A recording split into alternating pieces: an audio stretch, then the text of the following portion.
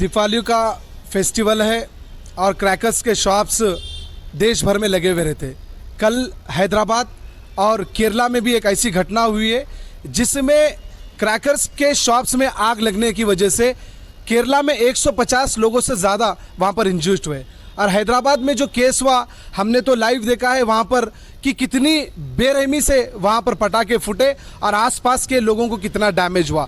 हमारा मकसद ये है एक फायर ब्रिगेड की गाड़ी कंपलसरी वहाँ पर रखना चाहिए, क्योंकि इमरजेंसी में कोई सिगरेट फूका या कुछ भी फूकने से वहाँ पर आग लगी तो इमरजेंसी में वहाँ पर गाड़ी हो सकती है। और दूसरी बात, हम देश भर में पिछले कई दिनों से एक मुहिम चला रहे कि पटाखों के ऊपर लक्ष्मी बम बोलकर और कौन सा भी बम बोलकर बमों के ऊपर पटाखों के ऊपर भगवानों की फोटो डाल रहे।